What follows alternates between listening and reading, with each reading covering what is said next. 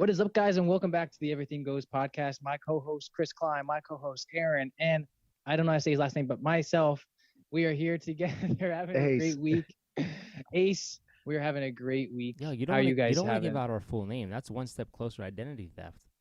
Oh, fair. I mean, if they watch the YouTube, videos. it's already in the video. So. I know, I'm kidding.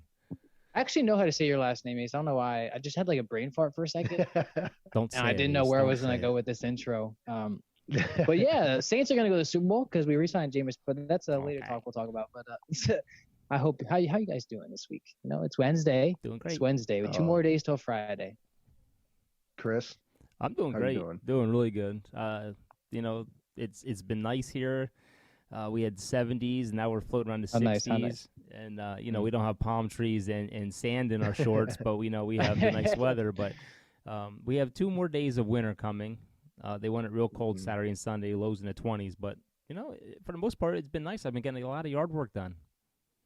Really? Yeah, I've been missing home. I miss home every day, but, like, I'm happy with my decision and stuff. But, like, it's a phase. Like, you can't come back. I know you don't. Yeah, I know you miss me. Come on, I know you miss me. God, that could be a random rant. Oh man, it's one heck of a week though. You know, I love as before we get into sports as an adult. I love looking forward to Friday because number one, I get paid every week rather than every week. Ooh. So that is I get paid every week, so that's a blessing. Yeah. Yeah. Yo, you know what I'm learning though as an adult? Like weekends go by so fast. Wait till you hit 40. It just seems like it's just like a circle, man. You wake up real early. You work majority of the days at work. You come home. You get 3 hours, 4 hours with your spouse, and then you're back to bed to do it all over again. Yo, like that's what I'm starting to notice. Like I get home and I shower, and before I know it, like I'm getting ready for bed. And I don't mind work. Like it just sucks waking up early. Like once I get to work, I'm fine. It goes fast. It's just like I feel like you desperately want to get through your week so fast to enjoy only 2 days that go so quick. And I feel like I'm trying to teach myself, as tough as a work day could be, I'm trying to teach myself to enjoy every single day rather than hoping for the weekend and being terrible through the week. You know what's funny, Ace? Something popped up on my wife's timeline the other day. I hate routines. Speaking of that, so this is very hard for me, Ty. You know what's funny? A picture popped up of Ty with the 2 Navy recruiters. He would have I saw that. He would have almost 8 years in the military. He'd be 12 years away from retirement. Now he's starting his career down there in Florida. And what does he have? He has about, 40 years to go till he retires? As long as I get to do 40 years with you guys on this podcast, it'll be fun. Ooh. Hell, 40 years, man. I'll be almost 90. Hey. Podcasts are still big. We're going to need a better system, though, man. I'll tell you right now, because my hearing will really be bad by then. We'll get that. It's going to be fun. Yeah, Navy, man, that was crazy. I almost did it, didn't go in, but I'm happy where I'm at. God leads us where we want to be, so I'm here, right where he wants me. But look at Ace. How has your week been going, Ace?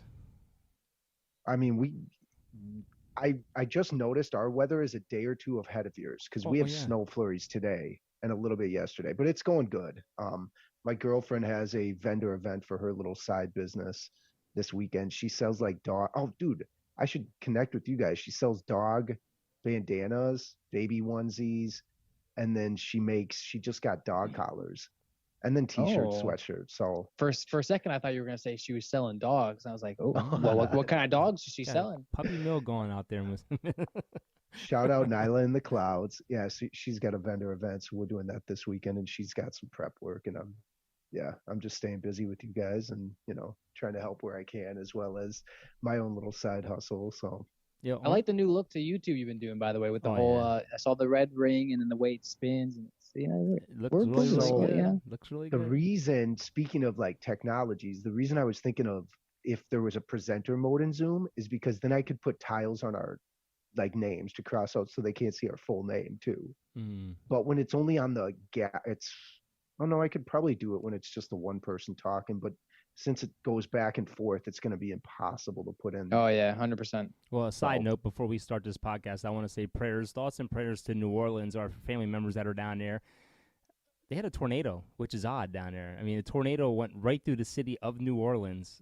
Aaron Summer, I hope you're okay. I hope everyone's fine down there. It's not something you see every day in a city like that, a tornado going right through the middle of town. So thoughts and prayers to everyone down there. Hope everyone is safe. And a big thank you to the 4,000 plus followers who are now following us on Twitter. Let's go.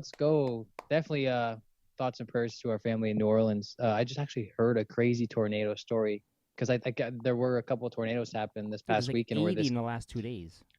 This 17-year-old was driving a truck and a tornado picked him up and flipped him a couple of times, and it landed and he just drove like nothing happened. Oh yeah, that was that red truck. I don't know where it was. Is that the one that's all over the news? Yeah, it was some 17-year-old kid. He just started driving like nothing happened. Oh yeah, you know that manufacturer is living large right now. Their stock probably is. That's what they said. I think it was Chevy. Yeah, but I guess there was almost 80 tornadoes over the last 2 days. I mean, the weather is crazy, and it's not even. It is spring, but wait till the weather starts warming up across the whole country. Hey, it's spring. Let's get a round of applause for the first day of spring last week that we missed. Yeah. Anyway. Yay. Thank goodness. We talked about on this podcast how we thought things were going to be crazy with the free agency, and it's living up to the hype. I mean, the NFL is out of control, man. These salaries are going through the roof. The AFC is stacked. In our podcast we did a few months back where we tried to pick the best receiving duos in the NFL, that's out the window now because there's so many new ones. And my whole thing is I hope the salary cap goes up because quarterbacks' salaries are going up, receivers' salaries are going up, cornerbacks are going to want their money next because you don't want low-dollar cornerbacks chasing after big-dollar receivers. Especially if they're locking them down. Especially if they're locking down. But 100%, we called, multiple times I said I feel like this is going to be the most crazy offseason that could happen. And we've seen that live up to the hype with how many quarterbacks. I mean, this was 9 different quarterbacks possibly have been traded or moved, free agents. And then you wake up today and all over your headlines, you see Chiefs allowing Tyreek Hill to look for a trade. And you see people like Stephon Diggs, he tweets he goes, the hell going on, right? That's what we're all thinking. I did not know. So what I'm confused about, and I didn't get to read about any of this yet, why did they let him go get a trade? Did they not have the money to pay him to an extension? Yeah. And honestly, Devontae's contract, I really think tipped because apparently he had gotten the contract before Devontae signed. The Chiefs tried to offer him a contract extension before that was finalized. But once it came out how much Devontae was getting, he probably was chasing the money after all. That's the market now. The market's going to be well over 20. And I feel bad for Amari Cooper because he was making 20 and he renegotiated his deal. He's only making 14 this year. Tyreek deserves it too, though. I mean, he's probably number 2, every year. He's floating around top 3 receivers every single year. Mm-hmm. And, Mahomes is probably upset with this. Why are you allowing number one, Mahomes is probably the reason they couldn't extend with how big of a contract he has. But he could build receivers up. He's a great quarterback. But think about people like Juju Smith. All right, I'm going to Kansas City. I'll roll around with Tyreek Hill. I could be my slot position again like I was when Antonio Brown was in Pittsburgh. Mm-hmm. Tyreek Hill's gone. He's in Miami now. Yeah, but they still have Hardman. Hardman's a good receiver. And let's face it, I think they have 6 picks now in the first 3 rounds. So they have plenty of time to pick up. And receivers are dime a dozen when it comes to the draft. But the Bills got to be the happiest with that. If we're just speaking on the Hill outlook in general, yeah, sure, Dolphins. But I think the Bills are most happiest because Tyreek, there's nobody like him.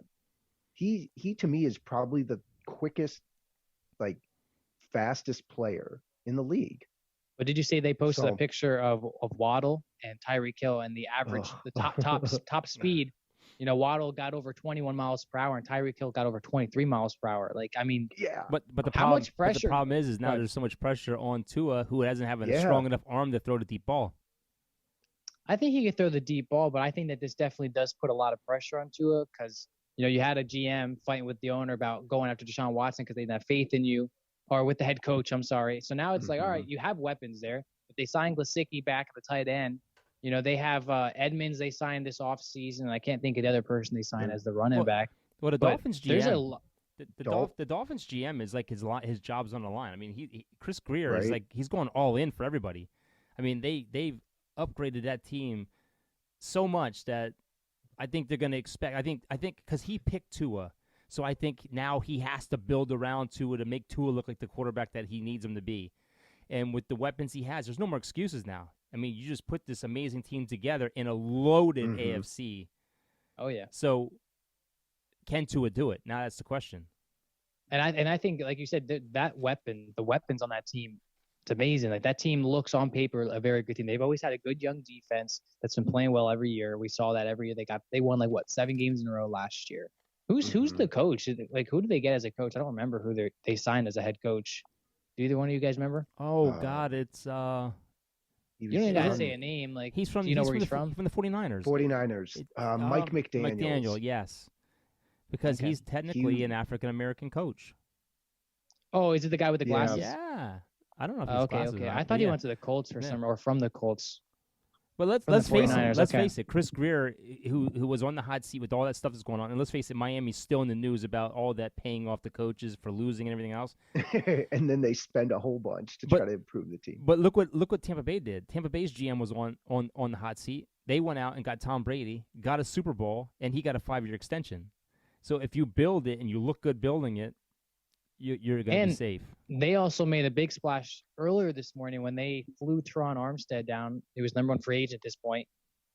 Very good offense lineman that's been playing his whole career with the Saints. He's missed a lot of games due to injuries, but when he is on the field, he's an amazing offensive lineman. They got him on top of that, so now you're adding more protection for Tua. So the hype's there. I mean, they still have Will Fuller too, I think, don't they? So is that a possible trade option now? Do they trade Will Fuller because they have Waddle and they have Tyreek Hill? Devontae Parker even. I remember. Oh, man. Devontae Parker too. Yeah. So they have Alan Hearns is still there. Cedric Wilson's. They just picked up Cedric Wilson from the Cowboys. They have they have 8 or 9 good, decent receivers. Wow. I think they'll keep Parker. I think they'll keep Parker, and I think they'll try and trade Fuller because Fuller is injury prone. But I think it's a good risk if you can get him for a 5th round or around 5th round, 6th round pick. First, I don't know. I don't think I would bring in a Fuller. He's always hurt. Yeah, but I'm just saying, Armstead, if you could Armstead was a good pickup, but if you can get Fuller for cheap, Fuller wants to go to Cleveland. Well, how about OBJ coming out to saying, I'm good with coming back to Cleveland. Oh, hey, you realize, oh my gosh, Dolphins are going to be legit this year. They have Raheem Mostert, who played under this same coach with the 49ers. Yes, that's the other running backs coach. I mean, that's the other running back. Him and Edmonds they picked up. Yeah, Edmonds, Mostert, and then how would you like to be Gaskin? Right? You got this stacked team now, and you're basically the third string running back after starting most of last year. I shouldn't laugh because, that team is loaded. I don't think they signed Gesicki back yet, the tight end. I don't know. Maybe they did. I don't know the whole details there. I think but they franchise tagged them, I think. Did they? Because that team's looking good. Dude, the AFC is looking good. I mean, the AFC right now, if I had to pick the Super Bowl, it is going to be an AFC team that's going to win a Super Bowl. Well, they have Bobby Wagner linked to the Rams. I don't know if you guys saw that. I don't know why I randomly just said that. We're talking about the AFC. Buddy texted me. Yeah. Look, and real quick, back to Devontae Adams. Real quick, that whole story. It was kind of weird though because he practices. He lives in Vegas. First of all, he lives in the same neighborhood as Carr, and they practice together. He's come out and he's hyped up Carr the last couple of days. I've never ever heard him hype up Aaron Rodgers ever, and he's been on this hype train. Him and Carr were, I don't know if I believe they were also college roommates, but they played college together. They have a long history together. So I think Carr deserves some hype. Yes, they haven't made the playoffs as much as they hoped for, but he's not a bad quarterback. I would say he's a good quarterback with a great arm. Yeah. I mean, Cousins too, for that matter, not to just completely train wreck us into talking Vikings, but Carr and Cousins, I think. Well, I think they're similar in a way. I'm just kidding. Let me ask you, what has been the most shocking transaction that's happened so far? Is it the Aaron Rodgers? Is it the Russell Wilson? Is it the one today, Tyreek Hill? Deshaun. I gotta say Watson to the Browns. I would. The 230 guaranteed. It's definitely a coin flip between Russell and Deshaun because I think we all knew in the back of our minds Russell was going to get traded, but Deshaun, what shocked me with Deshaun is you have the Saints and Falcons fighting for him through picks and not even talking about an extension. And then the Browns just come out of nowhere and is here's 6-year, $250 million guaranteed. Come play for us. Like, who just offers a quarterback that? How does he go from not playing for a year to who? Number one, he just get a contract extension like maybe 2 years ago, and now here's like, all right, here's $250, $250 million. The highest guaranteed money of anyone, $230 million. Yeah. Mm-hmm. But you know what's amazing though? Cleveland's smart. It's the guaranteed money is probably what put him over the edge. But the thing that's really smart on their part is the first year of his contract. They're expecting him to be suspended, so his contract is only a $1 million cap hit for the first season, which is smart on their part. But see, that goes against anything. Like the dude, that means they know he's going to be suspended for probably 6+ games. But at the same time, he needs help. The dude needs help. If there's a Sports Illustrated article I read recently, this lady remained anonymous, but she wanted to speak up in terms of like her business and like just the fact that it's like unforeseen. She's never seen this before in her practice, right? And pointing to the fact that it's pretty systemic what he's doing, and it's like this just puts it all under the water. Just like the Dolphins, for instance, the Dolphins betting on games. This all puts it under the water. So the thing that sucks is it's right now it's all hearsay. It's he said, she said. There's no material evidence. You know what I mean? But but correct. And it that's sounds what's hurting like him. I'm not saying he's innocent by no means.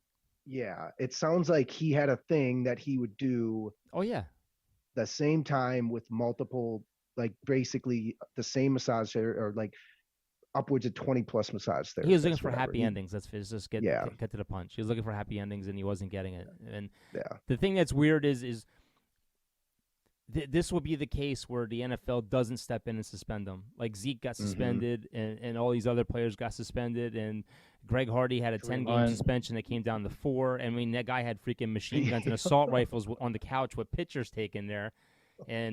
But this will be the case where something really is going on, and it's going to get, like you said, pushed under the rug.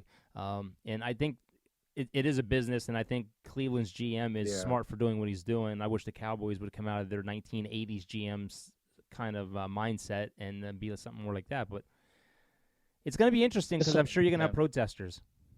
Yeah, it's going to be very interesting. Going back to your question, I'd say this whole offseason has been shocking.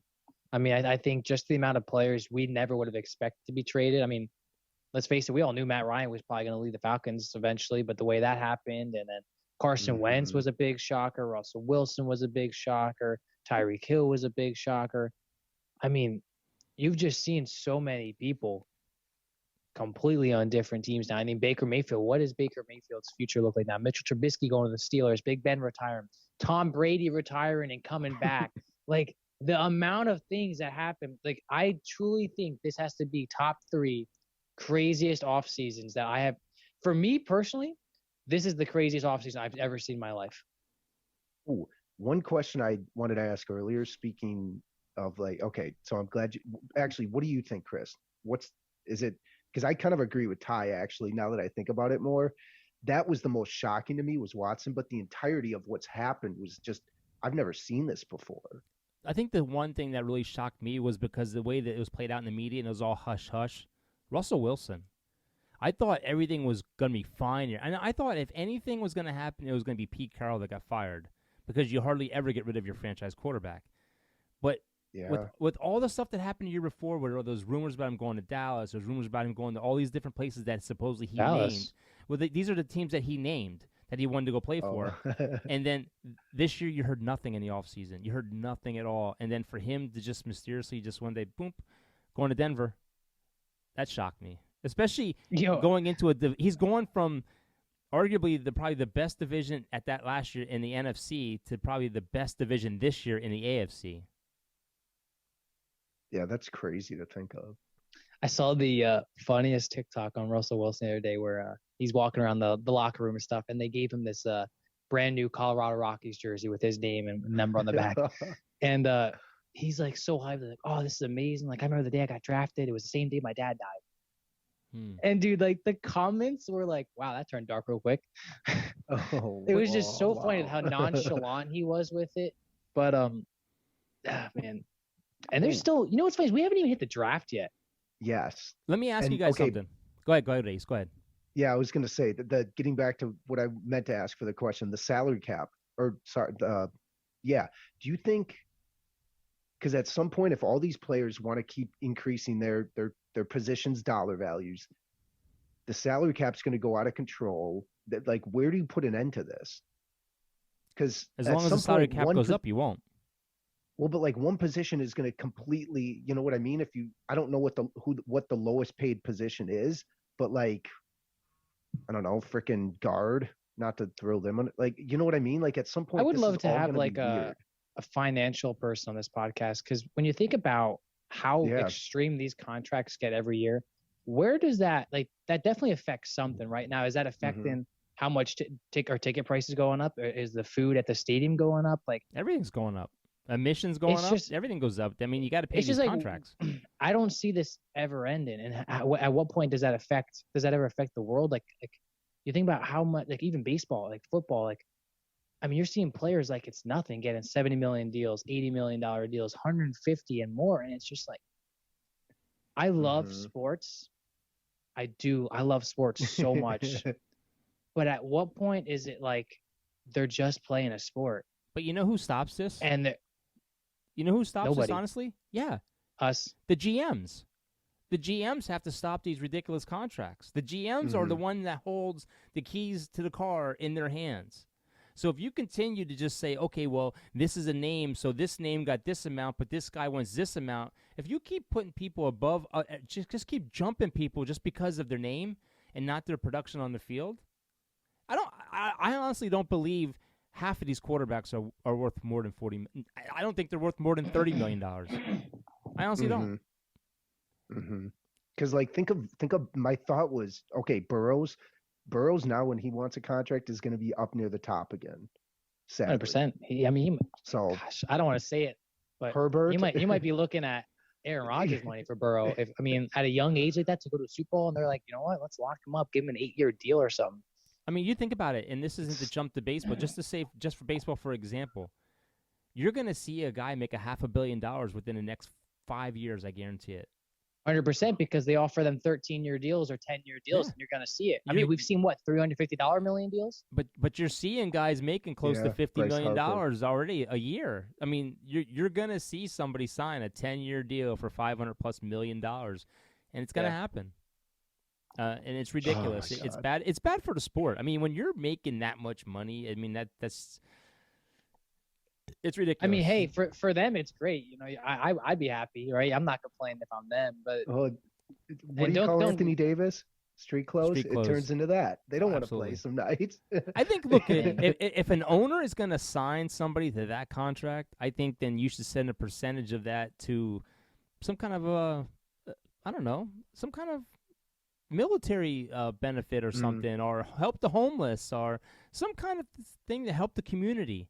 I mean, I don't think anyone should be getting paid $500 million to play a kid's sport.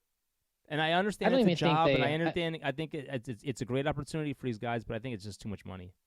And I just don't even think they have all that money anyway. Like, I think they're basing that off how much they make in that year off the stadium, off the tickets. So it's like, at the end of the day, you know, it's their money. They do what they want with it. It's just, I don't think we fully understand every detail to it. It's peanuts to the owners. Yeah. Yeah. I mean, Jerry Jones, they say he makes, a couple $1 billion a season. And then you got to think about how much you got to pay that stuff out then. But still, like you think about how much each player gets paid a year, right? Think about how many players are on your team, how many staff members on your team.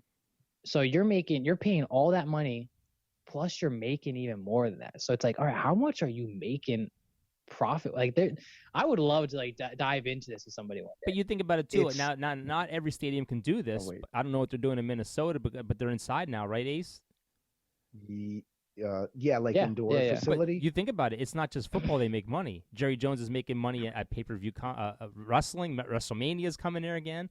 Boxing matches, college basketball, high school football. They're making so much money from all this other stuff. Bull riding, monster trucks. Not every team can do this, because of outdoor venues and because of the weather, but places that are indoor, like the Superdome used to have a bunch of stuff going on there. I don't know what they do now because, it is the Superdome. It's different from when I was there, but I'm sure Minnesota's hosting concerts inside their venues. Mm-hmm. Yeah, Yeah, all the time. That's a great point. If what you said was right, let's just say they made $2 billion in 1 year, one season he does, or even if that's whatever the case, that's about 11% off the salary, whatever that, because it's 220 some million, isn't it? It's about 10 to 11% of the overall revenue in 1 year. Yeah. For a team. That's insane. Wow. Or sorry, based off what the revenue of the team is there. Let's jump into another big name that's been hitting the headlines and still an available player and will add to this offseason craziness is Baker Mayfield. Obviously, he was probably going to sit out. He requested a trade. They said no. They offered Deshaun Watson $250 million, fully guaranteed. Seattle could use a quarterback. They still have a Drew Lock, though. Texans could use a quarterback, but they're probably going to roll with Mills. So it's like, will they cut him? Will they trade him? You saw Matt Ryan get traded to the Colts for only a third-round pick. It was nothing. Carson Wentz got traded to the Commanders for a second-round pick, right? So now you're thinking, all right, where does Baker lie in that? Will someone trade for 2 seconds? They're probably not going to trade for a first. But there's also rumors out there that they might just cut him like Landry, and rumors are that the Steelers will pounce all over him for some reason after they just got Trubisky. This is interesting stuff coming out. I feel bad for Baker. And I don't like Baker, but I feel bad for Baker for what they did to him in the media, how they said they wanted to go after a mature quarterback, and then they thought they weren't getting Watson, so they're like, well, Baker's not going anywhere. We want him now. And then they get Watson, and now they're saying that they want a first or a second for Baker. You know, they're screwing this guy out of going to a team. If they would have said, look, we'll just take a third or a fourth for him, he'd be on a team already. But now they limited his options. He's not – I mean – the guy has a better chance of sitting out and going nowhere than going anywhere right now. It's horrible. Yeah, that's a good point. I don't think Baker's elite. I don't think he's great. I think he's a good quarterback. I know there's a lot of people I talk to like, no, Baker's trash. Listen, I get it. He had a lot of talent on that Browns team. He had 2 great running backs. They're both probably top 5 running backs. The whole Odell Beckham thing definitely didn't work out. That caused a whole lot of drama. But I mean, if we talked about multiple times, you know, you look about the whole quarterback list that's been through Browns and left the Browns. You know, Baker definitely brought a winning culture back to the Cleveland Browns. Yeah. You know, the Cleveland Browns are finally cool to go to again. You know, he takes them to the playoffs. Yeah, they lost, but Baker's a gunslinger. I don't think they needed Jimmy G. Just do a swap with the 49ers. Yeah, Jimmy G's still out there too. I just don't.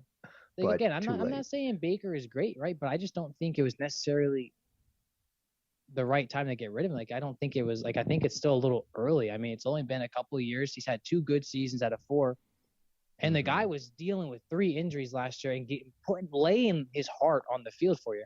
I'm not sticking up for Baker. I'm not saying he's a great quarterback. I just think teams want to win now. I get it. It's a business. I totally get it. It's a business, but you feel for these guys because he's laying everything out there. Like, he literally put everything out there in the field. I don't think they liked his personality, the way he presented himself. I mean, Baker, let's be real. I'm going to miss his commercials. I love his commercials. I like Baker's attitude to win. I really do. I think that he's that cocky guy that he's going to say some trash because at the end of the day, he wants to win. Look, the thing about Baker is he's a gunslinger. He's a Brett Favre. He's a Tony Romo. He's going to run around and try to make something with his arm. People love it when you do something well, and they hate you when you do something bad. I mean, it is what it is. He's had several good years there with a bad offensive line, and then last year he had a decent offensive line, but he got hurt. You can't put it all. You can't put it all on one player. I mean, it's not just his fault. Where does he go? Where do you guys think he goes? Seattle. I think Seattle's the only opportunity. Yeah, I don't think Seattle's going to take him because Seattle is built around a Russell Wilson scheme where he can run out of the pocket and do all these amazing scrambles and throw the deep ball. Baker doesn't do it as well as Russell. I don't know. Same size. Where Baker goes, you know, maybe he goes. I mean, he's from Texas, I believe. You know, maybe Texas picks him up and allows him and Mills to have a QB competition because I don't even know who their backup is. I don't think they're slowly rebuilding. I think the asking price is still too high, which is ridiculous. Well, I don't know why they're asking for so much money for him. I think if he gets cut, you will see a lot of teams go after him. Definitely. I think the GM has it in for him, and they're going to wait till all the positions are full, and then they're going to lower their asking price, and it's going to be too late. Yeah. I mean, heck, do the Jets take a chance on him because they don't know how well Wilson will turn out? Nah, I think the Jets are young, so they don't. Right now they're building. Yeah, they can't do that. I mean, maybe the Falcons too. Like I thought Seahawks too, but honestly, a second, maybe the Falcons. Well, who the Because I don't Falcons know who get? they have. Didn't the Falcons get Mariota? Yeah, they just got Oh, Marcus that's Mariota. right. Yeah. And I am rooting I for mean, him, man. I am so rooting for Marcus Mariota because I did not think he played terrible for the Titans. He took him to the playoffs. Derrick Henry was so young in his career. Imagine, like, oh yes. Look, they could bring him to Dallas. We can take him as a backup. Yeah, I just maybe Dak will become street clothes and we can put him in. They talked about the Panthers, right? But the Panthers, they got a whole lot of identity to figure out because you have Sam Darnold, who was 5-0, gets injured after he lost to Dallas, then he gets injured. Then you don't start him. You're rotating him between Cam Newton and PJ whatever the heck his name was. The guy from the and it's like that just XFL screws or whatever. Yeah, that just screws with your whole thing. This is just me as the GM thinking. If you're Detroit, you have 1 year left on Goff. Would you think about bringing Baker in? Oh, I forgot about Detroit. Goff's on his last year.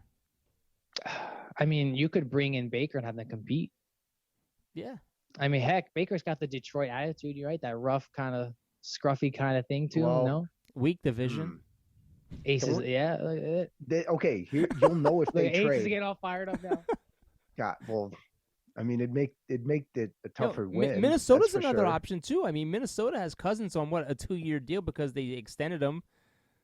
Hey, Minnesota likes their backup quarterback though, don't they? They just signed him. Yeah, they did just resign him. There's interesting stuff about that whole situation. But he's a backup. I was going to say if Detroit doesn't trade that pick, maybe they do go after Mayfield. I don't know. But I mean, Jared Goff didn't play bad though, so I mean, I don't think he's their future quarterback. But I mean, do you want to go from Goff to Baker? Yeah, absolutely. Yeah, I mean, Goff's been to a Super Bowl, so he's got a little bit of that in him, I guess. Two former number one overall picks too. And Baker, I mean, Baker's probably gonna have to settle for. It's not going to be a bad contract, but I mean, if you offered him $30 million instead of $40 million, I'm sure he'll take it. $30 million a year. Oh, 100%. Baker's kind of like in a Jameis Winston situation. He might have to. You know what I thought he ain't today? Going that low. I thought why not, if he has no options available, why not go to Tampa and learn from Brady for possibly 1 year, like Winston did with Drew Brees? Learn a little bit. Tampa's cap strapped. They can't take him. I'm just saying, like, this is an option that might happen. You know, anything can happen with the salary cap. You know, maybe he'll take a low deal like Winston did. I don't know. I don't know what team. I think there's a couple teams that would definitely take him and let him compete for a starting job, but I just Commanders. Just have to wait. That'd be another good option. Let him compete with Carson Wentz. Wentz and Heineke. I mean, you look at next year. I mean, there's going to be openings next year. I mean, I think Mariota signed a 1 year deal or 2 year deal. He signed a 2 year deal, but I think it's always get out of it after 1 year. So I mean, you're going to have teams like, and even Atlanta. I mean, not Atlanta. The Colts. What did they sign Matt Ryan to? A 2 year deal. Yeah. So I mean, you're going to have options next year. But his question is, what are you going to do? You're going to sit out for a year? You're going to go play USFL, XFL, something for a year? I mean, you're going to go to Canada for a year? I mean, what are you going to do for a year? He's not going to do that. He'll be like Trubisky and probably land like a 2 year deal afterwards, maybe depending what. Like the problem is, can he be a backup? Because like Cam Newton, you don't expect to be a backup when he's on a team. Is Baker going to be the same way though? Yeah. To a sense, like personality wise, where he's like the main alpha. I don't think he's going to be a backup. But I think they should just ship him off to Seattle and compete with Drew Lock at that point. I think that's the best option for him. But that's going to be his key. If you end up being a backup somewhere, you better be the first guy out there high-fiving people off the field. You want to be seen by the coach as someone who's not sitting there pouting, because the league sees you. So you want to go out there and you want to be a good team player. You don't want to be a powder. You don't want to be sitting around just talking crap in the media. You want to be out there a rah-rah guy, and if that's what it takes to get back to a starting position, you got to do it. Mm-hmm. I remember telling my kids that when they played high school baseball. Look, if you don't start today, make sure you're the first guy out there high-fiving kids off the field. The coach is going to see you. You're going to get recognized, but you want to be seen. That's the thing. If you're sitting on the bench behind the coach, he's never going to see you. So you want to get out there. Yeah. But it's crazy. I feel bad for the guy, because if they would have did this 2 weeks ago, he would have had plenty of options. Yeah, and the fact that he toughened it out to play through what Ty, I think you mentioned 3 separate injuries. Like I even told you in the Vikings game, which was like week 7 or 8 when they played him, the dude couldn't do much. Like he was banged up then, and he just continued to play through that. And we'll never know what happens behind the locker room. But I wish the best for Baker. I really do. Like I said, I'm not. Since we're talking AFC, I have a list. I have a list here of the top 6 AFC teams with the best chance to go to win the AFC conference. Number 6. Followed by draft picks. Number 6, Vegas. They have Vegas as the number 6 with the 700 plus 700 odds to win the division. It says that Carr is the weak link. He's 55-77 as a record. He is the worst quarterback in his division. He has to outduel Wilson, Mahomes, and Herbert. It's a heck of a division. Wow. Tough division. Number 5, they have the Cleveland Browns, the league's deepest running back platoon with Chubb, Hunt, and Ernest Johnson is the new guy. I don't know who he is. They have Watson, who signed that 5-year deal. We still don't know what's going to happen with him this year as far as suspension, if there is one. In 2020, though, Watson did throw for 4,823 yards, 33 TDs, only 7 picks. He is a 3-time Pro Bowl, had 444 yards rushing. They are the favorite right now to win the AFC North at plus 150, and the third best odds to win the AFC Conference at plus 750. Number 4, which is a shocker because I think they improved, especially on the offensive line, is the Cincinnati Bengals. I mean, you represented the AFC in the Super Bowl, and then they have disrespect for you. I mean, they upgraded their offensive line. They picked up Ted Karras, Alex Kappa, and Lael Collins, who had a PFF grade of 82, which is amazing, and the Cowboys are just stupid. They got one of the best blocking tight ends in football, Hayden Hurst, so they just beefed up their line. They have $17 million still in cap space, so they can pick up more weapons. Plus 225 to win the North and plus 1,200 to win the Super Bowl. Number 3. Wow. Yeah, I'd take that. Jeez. Number 3 or is to win the North even? Oh, yeah. Yeah, plus 225. The Denver Broncos come in at number 3, which, look, honestly, I think this is a little too low for them. I think they should be higher. I think they should be like 5 or 6. I mean, just because they picked up Wilson, I don't know what kind of running game they're going to have. Their defense, sure. They're going to be good. They're going to be good. Okay. And they have you're going to be playing in Mile High, so Mile High is the difference, I guess. They said they're the team with the best offseason, coughed up 5 picks for Russell Wilson. They went from plus 1,800 to win the Super Bowl to plus 1,200 to win the Super Bowl. They have a plus 450 odd to win the North and a plus 250 to win the AFC. It's not a bad pick. They have Jerry Jeudy Sutton along with running back Javonte Williams. I personally don't think it's enough. I think that it's going to. Oh, it's a good team. It's a good team. I think don't doubt it. You're going to have to beat your division, and that's where I'm going to have problems with it. Are they better than Cincinnati? Are they better? Maybe Vegas they are, but are they better than Kansas City? I don't think so. I mean, we'll find out. I think Tyreek Hill, do the Chiefs get a receiver? Maybe, but I still think that Hill loss is going to impact them a lot. I think that Hill loss is huge for Mahomes. We saw Mahomes struggle badly this year, right? He had a bunch of ups and downs, and his success was big with Hill, right? I'm not taking anything away from Mahomes. I think he's a good quarterback. I think he's got that kind of spark to him where he can kind of take a receiver with him and build him up. But you look at who he probably threw the most touchdowns to in his past 3 seasons, it's probably Tyreek Hill. Yeah. They have a great duo. I think that's going to be huge. Don't be shocked if the Chiefs finish 3rd in that division. Yeah. Well, defensively for Denver, they picked up Randy Gregory, 420 State. Got a guy with 420 problem. And DJ Jones, who's a defensive tackle, who's going to be really good. Number 2, they made over billions of dollars this year though off marijuana. That's crazy, isn't it? Number 2 is Kansas City. That's smart. The Kansas City, let's face it, everyone thought that they were done last year, but they're the class of the AFC. They've been to the AFC Championship for the last 4 years consecutive. They picked up Justin Reed and Juju Smith. They still have Hardman. I mean, they still have Kelsey. So and Mahomes. Mahomes is he had 4,839 yards last year passing, 37 TDs. He's 4 straight 12-win seasons. They're plus 150 to win the AFC West. Second best title odds at plus 450. I just think until somebody knocks them off, I think the AFC is revolving around them. Now, the number 1 team, do you guys want to take a guess? Number 1 team in the AFC to win the championship? Buffalo Bills. Buffalo Bills. Despite a disappointing finish, they didn't need any major changes in the offseason. They have a strong core, and they are back-to-back East title champions, double-digit wins in 3 consecutive years, and they improved their team by 1 signing, Von Miller. They need a running back still. Go ahead, though, Ty. I think if they would have beat the Chiefs, I think they would have went to the Super Bowl. Yeah, I think overtime's Absolutely. problem is the problem that killed them. They fix overtime, and there's some They people got that to say draft. there's some people say, well, you shouldn't be going to overtime if you're that good anyway. But it's the AFC. It's an AFC playoff game. It's Josh Allen and Mahomes. There's no defense in that game at that point. Yeah, yeah. Do you want to go into the draft picks? I thought that was kind of interesting as well when we were talking before. Total number of draft picks for each team. All right, and starting with like the most, I think. Well, they're not in order. I can just give you some of the teams. Okay. Some of the teams that are picking this year. We'll just go down the list real quick. Arizona has 8 picks this year. The Atlanta Falcons have 9.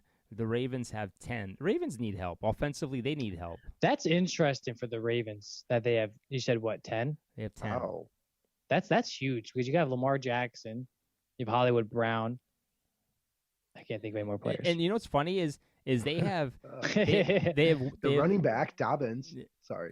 Yeah, bro. Like for real though, just a quick second. Like the Ravens, I mean, having 8 picks, that's huge because they have 5. I feel like picks. everyone's 5 of those picks in the 4th round. Wow.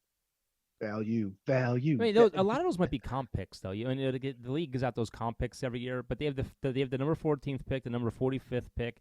In the 3rd round, they have 2. They have the 76th to 100. The 4th round, they have 5 picks, and then they have 1 from the Dolphins in the 6th. So, I mean, 10 picks. I mean, and let's face it, the draft is pretty loaded. You can find sleepers in the 4th, 5th, sometimes the 6th round. So it's not like basketball where it's the 1st round and it's done. I mean, football's loaded, so you can find sleepers. The Buffalo Bills have 8 picks. Carolina Panthers have 6, which is going to hurt. The Bears have 6, which is going to hurt. Cincinnati has 8. Cleveland Browns have 7. The Dallas Cowboys have 9, which I don't care. You can give them 30. They ain't fixing nothing. The Broncos have 8. The Broncos are amazing, though, because the Broncos, I mean, they have 1, 2, 3, 4, 5 picks in the first 4 rounds. I mean, so they don't have a 1st-round pick, but that's nice for just trading for a huge quarterback that you give a lot of picks for. Yes, I mean, you can still get some good pieces there. Let's see. Detroit Lions have 9. Detroit they have 2 in the first. Detroit has 9 this year? They have 2 in the 1st round. They have the number 2 and the number 32. So 2, 4, 5. They have 5 picks in 3 rounds.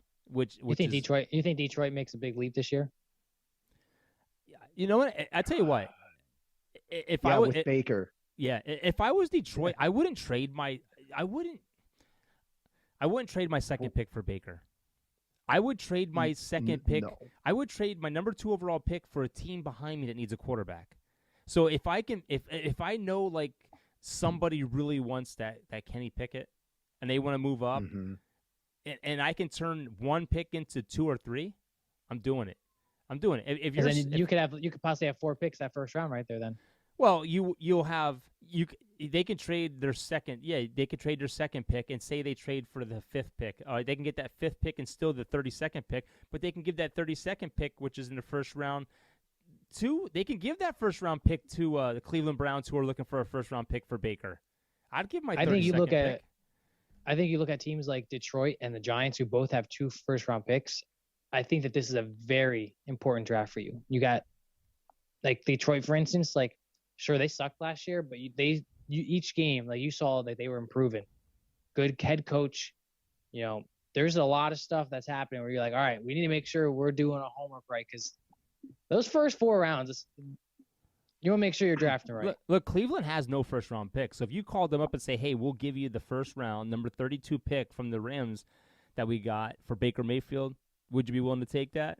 I mean, they could even throw in a 1st and a 6th or something. They got 2 picks in the 6th round. Cleveland would be foolish not to take that. I mean, they really would. But you got to be set on you're done with golf then. All right. Green Bay Packers, interesting, because they need a lot of weapons. They have a lot, too. They have 11 picks. They have 2 1st-round picks now. They have 2 2nd-round picks. They have a 3rd, and they have 2. They have 1, 2, 3, 4, 5, 6. They have 7 picks. 7 picks in 4 rounds. Most friends think they're going to go receiver, offensive line in some order, 1st round, and probably even just get offensive line in the 2nd. They need defense help too, though. Defensive line, I think, too. So I didn't know they had 11. Wow. They have 7 picks in 4 rounds. That's insane. Houston has 11 picks. The Colts have 7 picks. Jacksonville has 12 picks. Jacksonville has money and picks. You know, and that team could turn it around. That team will be the one, Ty, that will turn it around this year. They spent a lot of money too this offseason already building up that team. But that's interesting right there. You have 12 picks. You take that number 1 pick overall and you trade out of that pick. You could easily pick up 3 picks for that. So like 15 picks right there. You could go from 12 picks to 14, 15 picks. Man, that team, you could have a solid team next year. Or they could take that hefty boy from Georgia on the defensive line with the first pick overall. Oh, my God. Honestly, yeah, just take him. Why not? Why mess with it this year? There's no clear-cut number 1 quarterback. Why even? He probably, like, we're already talking like he's going to make the Hall of Fame, but I mean, just Jacksonville, you have a quarterback at Trevor Lawrence who could really turn around and be really great. They signed some receivers. Their first-round running back that they drafted last year, they got injured, missed all season. He's come back. Like, this could be the draft. But you know what's crazy? Like, the teams that we talked about being in the AFC West, I mean, they all have good picks. I mean, the Chiefs have 9 picks. The Chargers have 10 picks. I mean, the list goes on. I mean, these teams are just going to get better. The Dolphins have 8 picks. Minnesota has 8 picks. Wow. Minnesota. Hey, yes, thank you. Where do you think Minnesota is going with their first pick? Now you have 2 good edge rushers now, and Hunter and Smith. First off, we need to sign Patrick Peterson first. GM, the new guy, and the coach, sign Patrick Peterson, please, because everyone thinks we're just gonna draft a cornerback in the first round, which I would absolutely love to see. But we need. I want Peterson back on the team. I loved him ever since coming out of LSU. So I may be a little biased, but we're going. You're the GM. You're on the get clock. The cornerback. You're the GM. You're on the clock. You have the 12th pick. Where are you going? Stingley. If Sauce Gardner, the guy for Cincinnati, is not there, I want them to take the LSU quarterback, Stingley. Or if both those guys are gone, best available at any position. I don't care. No, okay, on the defensive side. Look at how I just step back all just changed your answer like 20 times. If those two, so I have a third option. If those two are all gone, it's best available on the defensive side. Figure all that out. So look, if you're the GM and we're watching a draft that that clock's gonna hit 0 before you make your pick, they're gonna be calling you. Yo, what's your pick? Ooh, how about this? Production, we have to pick who our teams we think they're gonna draft, what position. We could do that then. Just side note. We'll do that. Yeah. All right. New England has 7 picks. The Saints, Ty. Your New Orleans Saints have 7 picks coming off a 9-8 season. You have the 18th pick overall. You don't need a quarterback. Your offensive line has taken a big hit. You could use some receivers. Defensively, you can use a little help. Where are you going? I think defensively we're still good because we have a lot of young talent that we've used yet. My first pick in the first round, probably taking the best available wide receiver, and then the second round I would take offensive line. That's exactly how I would like to see it happen. And then maybe like a tight end and a running back or some kind of defensive stuff going on in the later rounds. But wide receiver and O-line, that's where I'd like to go. They have if 3 mock drafts that just happened. If I'm a Saints fan, you're the GM. I'm cursing the TV. You don't have to go receiver first round. The draft. I'm taking receiver first round. Absolutely. What do you mean? They bashed the Saints all offseason because where's wide receiver group? Sure, we still got Callaway. We got Michael Thomas come back, but like you said, we don't know how well he's going to perform. Right? We haven't signed a free agent, so unless that happens, I'm going the best wide receiver available, so that way they can shine next to Michael Thomas. But every mock draft has the Saints taking Kenny Pickett for some reason. Wow. Well, that's probably before you signed Jameis. No, the past 2 days they've done mock drafts, like the Bleacher Report, the Mel Kippler one. They still have us taking Kenny Pickett. I would die if you guys went quarterback. Way. Yeah, I don't know if they're just preparing for the future or what, but it's like we have Winston, you still have Taysom Hill and Ian Book in there. So well, look, I mean, the Saints have the 18th pick and the 49th pick. So at the 18th pick, I seriously, that's my opinion, I wouldn't go receiver. I would go best player available if that's offensive line. If that's a defensive player, that's what I'd be taking with that first pick. Second pound, you could always get a receiver at 49, a good receiver at 49. The draft is always loaded, and then you have 2 in the third round. You have the 98th and the 101. So you have plenty of time to pick up a receiver. But we'll see. Giants, interesting. They have 9. They have a lot of holes to fix. The Giants, actually, like we talked about, have 2. They have the 5th and the 7th pick in the first round. Again, you could always trade out of that. There's going to be someone below you that's looking for somebody above you, so you could always trade out of that, pick up multiple picks, probably get 2 for the 1, and keep building. They have 5 picks in 3 rounds, which is pretty damn good. They can fix that team. The Jets have 9 picks. The Jets have the 4th overall pick and the 10th pick. Man, you talk about a team. I mean, they have 4 picks in the first 2 rounds. So, really? you have a young quarterback. Now you can put some decent weapons around him. You have a lot of holes you can fill in 4 picks. Okay, who do they take 24th overall? You're on the clock as the GM, Kris. The defense is good, so it's got to be either offensive line or a receiver or a running back because they don't have those 3. Yeah. Who you talking about right now? Jets. No, Cowboys. Oh, Cowboys? Oh, I didn't know. We got to finish. Offensive line. Offensive line, 100%. Right now, you let 2 offensive linemen go. You have a center that you're not sure if he's even good enough, and Tyler Biadasz. I think you got to go with the offensive lineman from Texas A&M. I don't remember his name right now off the top of my head, but he's a multiple position player. You can move him around and fill holes. You still have Connor McGovern, who needs to put some weight on. But I think the biggest mistake Dallas made this year was letting La'el Collins walk, and I think it had a lot to do with his COVID problem, not getting the COVID vaccine, and the problems off the field with the tampering with the urine. I think they finally said enough's enough, but he's still a great player, and he had a great contract, $10 million. Offensive line. I hear a puppy in the background there. Yeah. Offensive line, 100%. I'd agree. I used to hate when the Saints would take offensive linemen in the first, second round, but at the same time, happy about it. And then you get in the season, you see how good your offensive line is. You're like, all right, it was worth it. Yeah. That brings us to the Philadelphia Eagles. The Eagles have 10 picks. The Eagles have 3 first-round picks. So, the 15th, 16th, and 19th. If I'm the GM, I'm keeping 2 of them. I'm trading 1 of them. I'm moving back. You could probably get 2, like I said, 2 picks for 1. You might be teams. What do you think they take? What do you think they take with those 2 picks? 2 offensive linemen, some defensive players, best defensive players available. I think they need cornerbacks. Eagles? They need cornerbacks, but I think if I'm them, maybe they just re-signed a running back, so I don't know. Offensive line, maybe. I'd probably go best defensive player and then a good offensive lineman, or 2 defensive players, take an offensive lineman in the 3rd round, or keep all 3 first rounders. Screw it. Let's go 2 offensive linemen and defense. Like, you could do so much with those picks. I mean, they could go 3 offensive linemen. They could always trade 1 to Cleveland for Baker. Oh, God. No, or Gardner Minshew. No, seriously, if I'm the GM of that team, I'm keeping the 15th and 16th, 19th. I'm trying to move that. Maybe the Dallas Cowboys will take it because that's how we are. We'll give them 3 for 1 because we're idiots like that. But I would take that 19th pick. You can fill a lot of good spots with those first 2, and then you come back in the second round with. If you trade out of it, you can probably get another second round pick, and you would have 2 in the second round as well. The Eagles, I'm telling you right now, the Eagles, nobody's won the East in consecutive years in 17 years, and Dallas hasn't done enough for me to say that they're going to outright win the East. I think the Eagles, they won 9 games last year in a rebuilding season.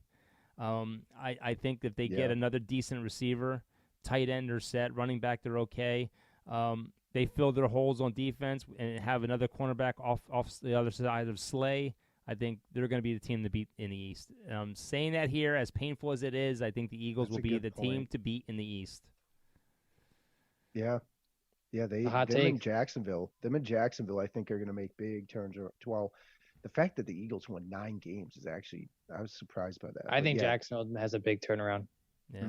All right, to round this out, Washington has 6, Titans have 7 picks, Tampa Bay has 6, Seattle has 8, the 49ers have 9, and the Steelers have 7. So a lot of picks out there for some, especially on the AFC side, man. It's going to be interesting where the AFC goes as far as who you can honestly come out and say is going to be the clear-cut favorite to win the Super Bowl or go to the Super Bowl. Steelers. That was another team I just thought of are in need of they might draft a quarterback, but I don't know. They said on the record, if Cleveland lets Baker walk, They're all over them. I just said that. You just said it? Oh, come on. Oh, I didn't hear that. It shows you don't love me. No, I didn't hear you. Didn't hear that. And apparently Ace didn't hear it either. I promise we listen to that. We pay attention to each other's thoughts. yo, so do you guys ever listen back to the podcast and like you'll hear what we're talking about and like then you'll hear like yourself completely go off topic and it's like, why didn't I answer? Why didn't I jump off of that?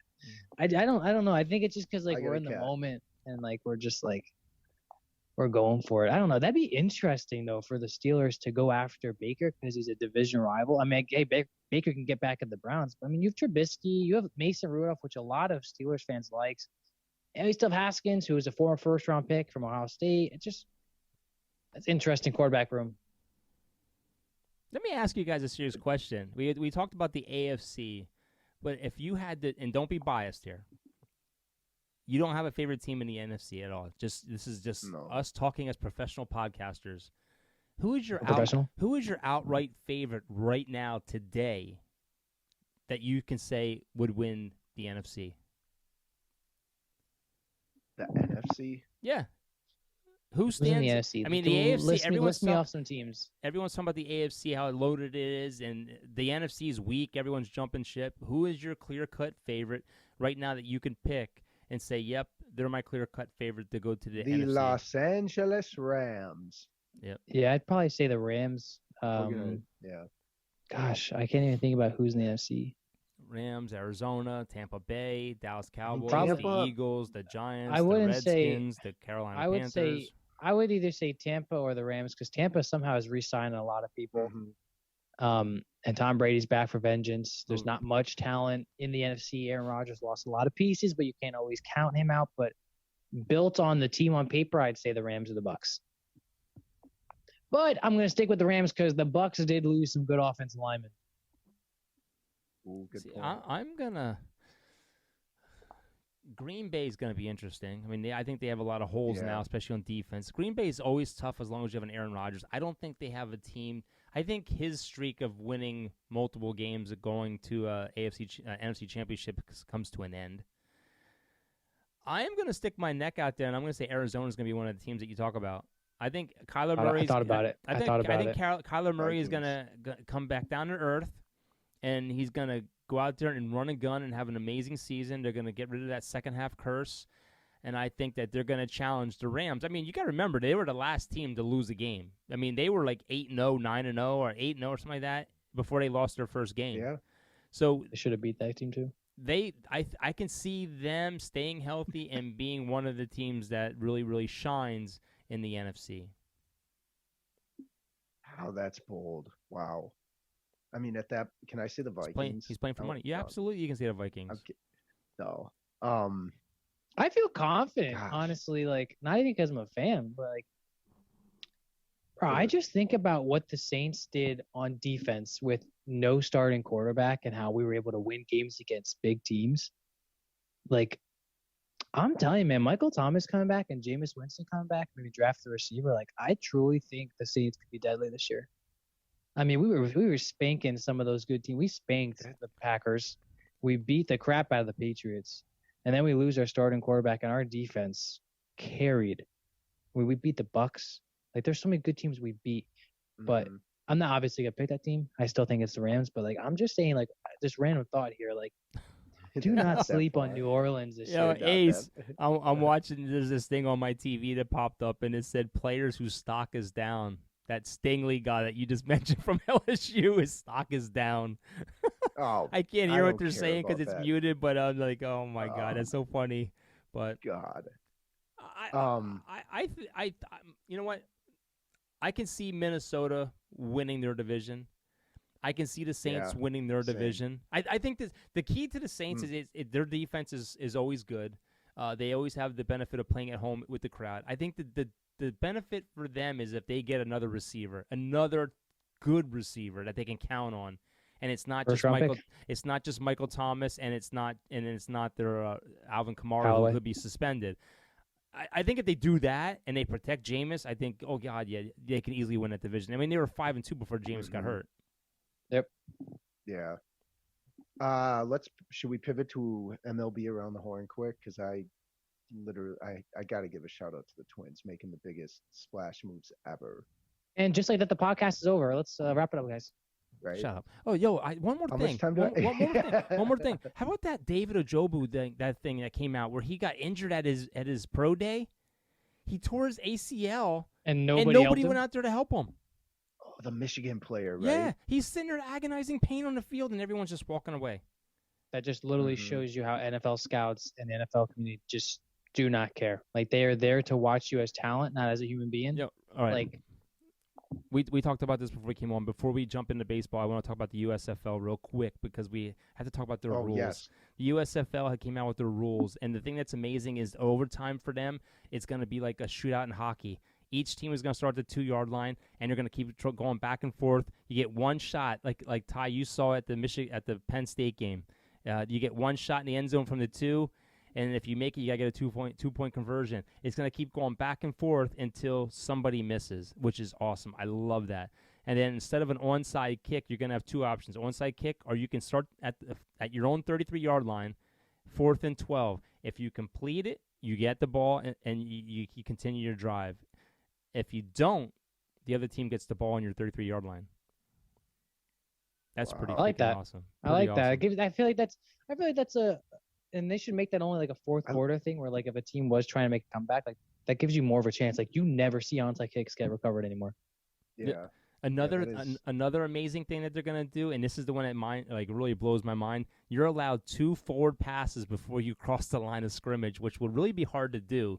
But like, if you do a forward screen to like a running back who's behind the line of scrimmage yet, he can actually throw the ball forward again if he wants to. That's like street football, man. I remember doing that back in the day.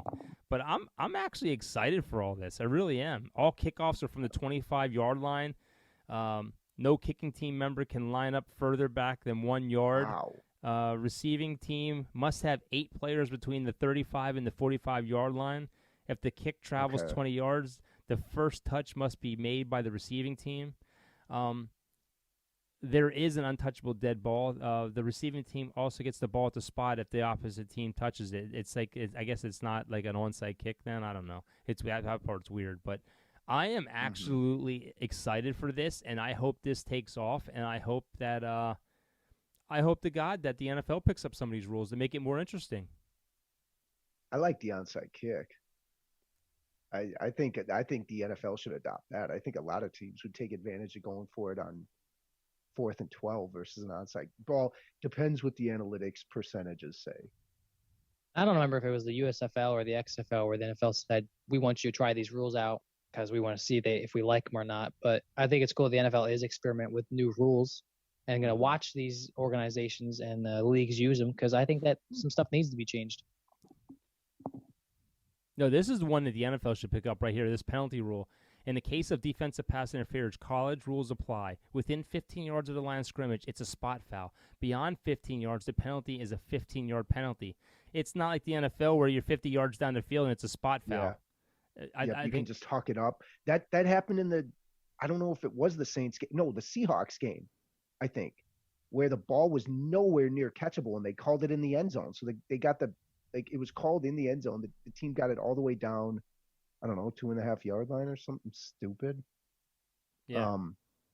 All right, let me take it home with MLB talk because Around the Horn is about to bring a championship to your Minnesota Twins. Yes, we're the most hyped team going into the season. I would agree with it. Mainly because it's my opinion.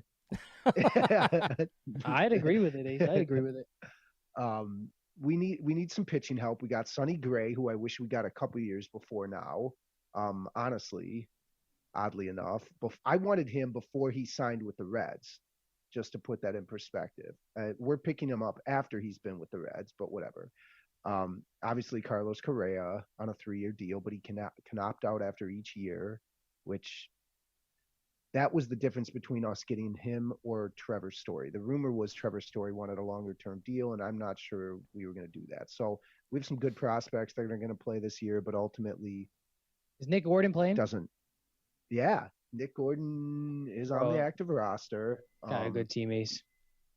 Dude, we should honestly have one of the better defensive teams in all of baseball. You got Gary Sanchez. You got Gio Urshela. You got Correa. You still have Sanu. How far is your backstop though? How far is from home plate to the backstop? I just want to know because the Yankees had a short one. It's not one of those long ones, is it? I don't know in comparison. I know it's deep. I know it's a pretty deep backstop. That's the only thing good about Yankee Stadium. Won't be a lot of balls hitting the backstop this year. Shout out Rudy. Well, God, yeah, we have a young catcher too that it's kind of like a good scenario with having Sanchez there to help him out, but he could be rushed into time too if it ends up going bad. I don't know. Hey, one of the good things is I just read right now that the New York mayor Eric Adams has reportedly is reversing the private sector vaccine mandate, meaning that Kyrie Irving is eligible to play in New York, and all the New York Yankees and Mets are allowed to play home games unvaccinated. Wow. That is about time. Per Bleacher Report. He's probably a Brooklyn fan, and he knows that Kyrie has to play for the playoffs. He has to get home and play at home. The only thing that sucks though for baseball is Canada is still not allowing vaccinated players into Canada, so that's gonna affect a lot of teams. Yeah, that's a good point too. And you remember it affected Toronto last year; they couldn't play at home. They should just move to New York. That field's nice.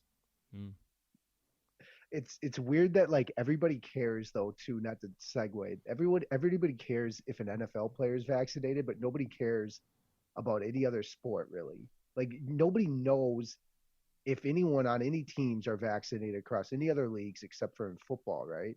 Unless somebody comes out denying it. I thought that's kind of interesting. So like I guess technically we may find out, but just a random thought. No, the bad thing, too, about the Yankees is they didn't avoid arbitration with Aaron Judge. They still haven't ironed out a long-term deal for him. He is turning 30 years old this year, so they are having fluid talks, and Judge is optimistic that a deal will get done. But he said if it doesn't get done, he doesn't want to talk during the season because he wants to concentrate on baseball. This man has never got a deal. Give him a deal. He's a good Yankee player, and he wants to die a Yankee. Give him the deal. Yeah, he wants to be a lifetime Yankee. But the problem is his injury history, and you don't want to give a guy $100+ million, and it happened to us before we get screwed. But I do have to say that the Yankees GM and the Cowboys GM are the worst GMs in those sports. I miss George Steinbrenner. I miss these kids today. They just want to put all that money in their damn pockets and don't want to spend it.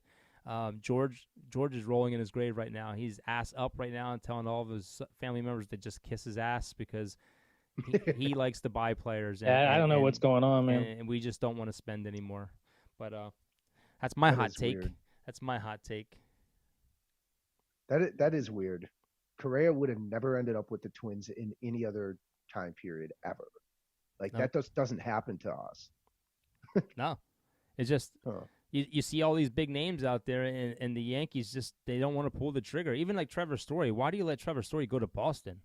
I mean, you have Connor Falefa, but you can move him to third base, you can move him to outfield, you can move him all over. You pick up a Trevor Story who has a good batting average and is a solid player, and nope, we don't. And our problem is we're going to have a solid defense in the outfield. We're going to have the most home runs combined for an outfield in MLB, but we'll also have the most strikeouts. You got Gallo, Judge, and Hicks out there. Hey, just get to the playoffs. Because they got guys. We'll be a wild card, but we're not winning the East. That's Toronto. And by the way, Rudy, I apologize. I apologize. Chapman did not break his arm the other day. It was a gross looking injury, and I was listening to it live, and they're like, "Oh my God, he broke his arm." They looked like his bone was sticking out of his arm, but here it was just blood and dirt. That he has a laceration on his arm, so Chapman is playing third base yet for That's Toronto. Good, brother. But Toronto's going to be good. Yeah. Toronto's going to be so good. Yeah. Last thing that I had, the Sixers play the Lakers tonight. This is a Harden Westbrook reunion, baby. So you got a bricklayer and a finesse shooter. You're not going to have street clothes. He's done for the year. And you're not going to have LeBron who's sitting out because, let's face it, I got to give LeBron credit, though. He is averaging over 34 points. He's going off. He's carrying the team, but they're still losing. And that's my point that I've always said. Players do not make good GMs because LeBron James built a shit show of a team out there in L.A. Amen to that. Speaking of basketball, real quick, Did you guys hear about the video of Zion dunking? Where he actually did like a through the legs, like fancy dunk, and the guy looks ripped and in a good shape. Although it was on one of those sponge floors that have like give to it, so it wasn't on a hardwood floor. But Zion's putting out videos of his comeback. Next year, there'll be a team to reckon with. We have a source. Just look back to our last episode. We have a source that told us he done. I would love to ask her. I would love to have her on and ask her what were the Saints offering that they didn't get Watson. I think the Saints and Falcons were offering fine deals, but the Browns came out of nowhere and said, the Browns came out and said, here's $250 million. Oh, there you go. Then you should have went for 260. No, I don't think anybody was offering a contract extension to him. Yeah, but at the end of the day, like I told you guys before, you could offer him $1 billion. It's what's the guaranteed money? So the guaranteed money is like 230 for 4 years, or 5 years. So that's his deal. So that's what you're looking at right there. So that's all you got to say. You want to? Well, guys, we hope you enjoyed this podcast. I feel like I'm changing sceneries every single time I do a podcast. I actually really like the brick wall behind me, though. Nothing like your wife walking through and flashing you while you're doing a podcast. That's gross. I don't want to hear that. Thank you for the 4,000 followers on Twitter. Thank you for the Instagram followers. We hope you guys enjoy this week and our beautiful voices. Peace. God, what a send-off.